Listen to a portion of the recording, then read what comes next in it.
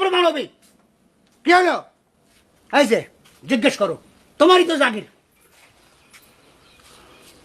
কি ব্যাপার ফারুক, কথাটা কি সত্যি? জি চাচা, আপনি মুরব্বী মানুষ, মিথ্যে কথা কেমনে করে কই? ঘটনা সত্যি।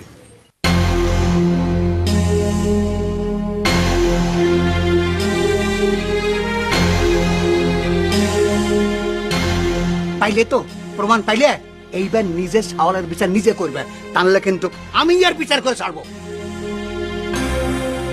সারা জীবন সাধনা করলেও ওই বউ বড়া মুখ্য বংশে আমার মিয়া দেব না, এইটা বুঝো না?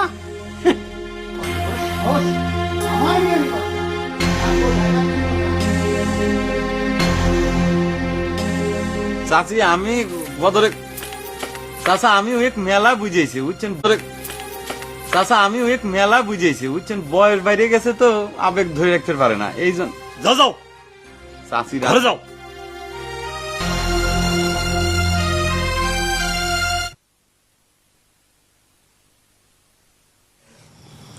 তুমি আমার সাথে ইরাম বেইমানি করতে পারলে জাগির? আমি নিজের টাকা খরচ করে তোমাকে আমি সিনেমা দেখাইছি, এই তার প্রতিদান? আমি নিজে এলির ব্যানের মধ্যে তোমাকে চড়তে দিয়েছি। তুমি ডাক্তার নীতির কথা করতে চাও? এই গামছা নিয়ে এসেছি, এর গলায় বাঁধবো, মাঠে নিয়ে যাবো, তারপরে আচ্ছা করে কিলাম। এই বাজে কথা কয় না তা। তোমরা মনে হয় ভুলে যাচ্ছ যে আমি একজন কলেজ স্টুডেন্ট। আমার গায়ে যদি হাত পড়ে না, তালি পরে সারা দেশের কলেজ স্টুডেন্টরা এসে এই গ্রাম কিন্তু পুরাই সারখার করে ফেলা দিবি, তখন টের পায় না মজা। আর তুমি উত্তেজিত হচ্ছে ওকে? আমার ছাত্রের ভালোর জন্য, মঙ্গলের জন্য আমার যেটা ভালো মনে হয়েছে আমি সেটা করেছি, তোমার অসুবিধা আছে? তোর বলো আমি ছুটে মানে গায়ের দৃষ্টি।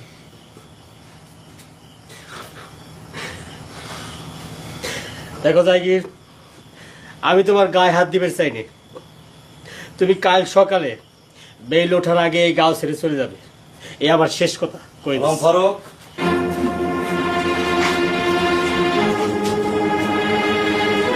তুমি এই বাড়ি থাকবে, লেখাপড়া করবে, আসছো মন দিয়ে লেখাপড়া করবা।